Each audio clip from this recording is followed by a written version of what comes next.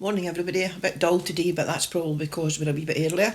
So this is my working day, first day back after Easter holiday or the Easter break.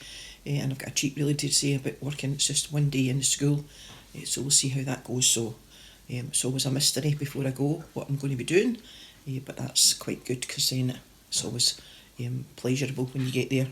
So I wouldn't be rabbiting on so much this morning. You'll be very pleased to hear, I'm sure. And we are going to continue reading from 1 Saul, and we are reading the story of Samuel and Saul, and yesterday we started that story, and today we're going to read a wee bit more about the story of Samuel and Saul, and hopefully we'll be able to do that all of this week, some of the stories of the Old Testament. So this is 1 Samuel chapter 10, and reading from verse 1 to 16, and we'll hear the rest of it hopefully tomorrow, this chapter. So it starts. Then Samuel took a jar of olive oil and poured it on Saul's head and kissed him and said, "The Lord anoints you as ruler of his people Israel. You will rule his people and protect them from their enemies. And this is the proof to you that the Lord has chosen you to be the ruler of his people.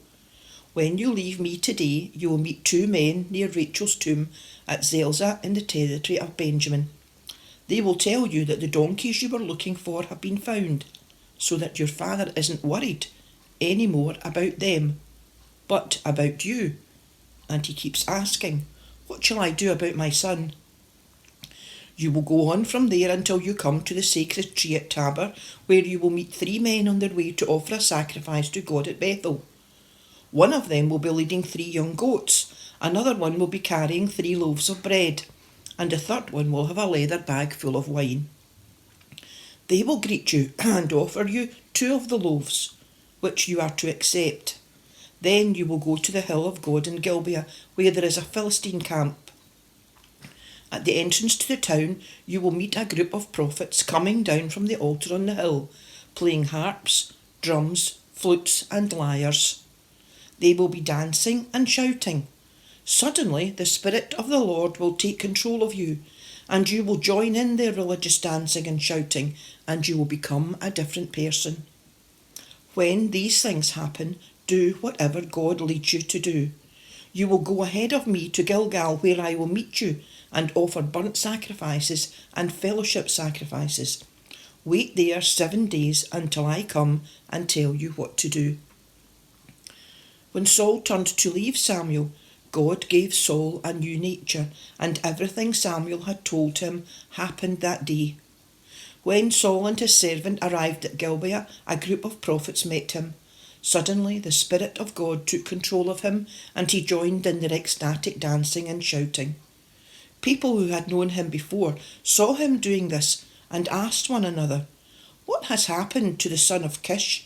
Has Saul become a prophet?" A man who lived there asked, "How about these other prophets? Who do you think their fathers are?"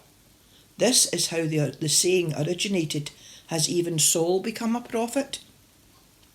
When Saul finished his ecstatic dancing and shouting, he went to the altar on the hill. Saul's uncle saw him and the servant, and he asked them, "Where have you been?" "Looking for the donkeys," Saul answered. "When we couldn't find them, we went to see Samuel." "And what did he tell you?" Saul's uncle asked. "He told us that the animals had been found," Saul answered, but he did not tell his uncle what Samuel had said about his becoming king. Amen, and God bless the reading from 1 Samuel chapter 10, and we will read the rest of this chapter tomorrow, and it's entitled "Saul is acclaimed as king." So that's a cliffhanger for you for tomorrow, as they do in all the best TV soaps. What's going to happen next? Leave it on the cliffhanger and find out.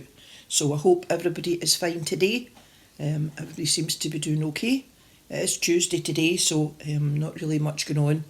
I won't be here, I'll be at the school, but Bill is here. If you want to phone for any purpose, he will be here, and he will answer the phone and speak to you. Other than that, we will be back tomorrow, and we will see you then. Bye.